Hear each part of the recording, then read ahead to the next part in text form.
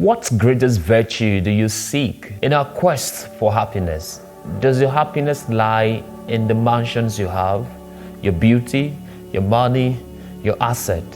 They will feed our brains with stories about how to acquire wealth without longing to acquire the treasure of the kingdom of God.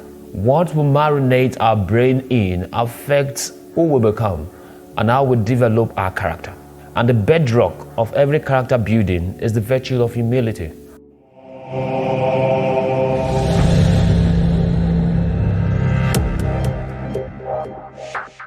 Today, being the fourth Sunday in the ordinary time year A, the Holy Mother Church has given us beautiful readings which spur us into reflecting on the virtue of humility and what truly matters in our pursuit of treasures through the Beatitudes.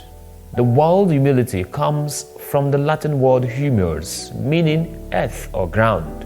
We hear today how we are called to be grounded in God. Zephaniah uses a form of the word humble at least 3 times in the first reading today. The responsorial psalm reminds us that God seems to be more attentive to those who are lowly and approach the Lord humbly.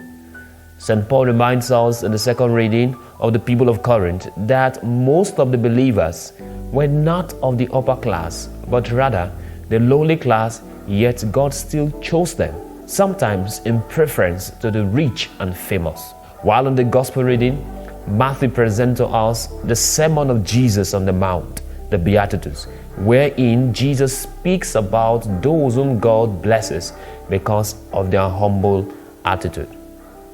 The Beatitudes of Jesus offers a spiritual vision of true happiness to everyone, rich and poor alike.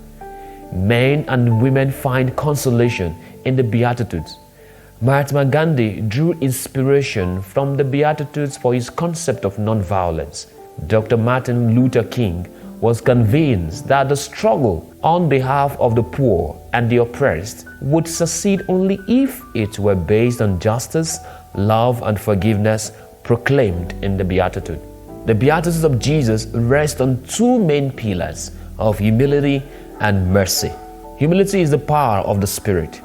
In humility, we must acknowledge our need of God and believe that God is the ultimate guarantee for true happiness. Our true happiness does not lie in ephemeral things of this world, such as the money, beauty, assets, positions of authority, and mansions, nor in measuring our earthly achievements in comparison with the worth of others like proud people do.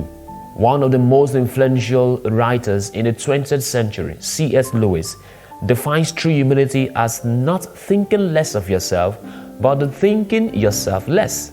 This assertion of C.S. Lewis brings to the fore the second pillar of mercy, which is to give compassion, attention to others, and willingness to support those struggling to return to the path of peace.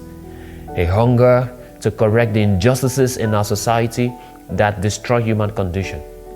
In humility, mercy, meekness, gentleness, and purity of heart, we must think ourselves less to accommodate those who are worried into the path of peace.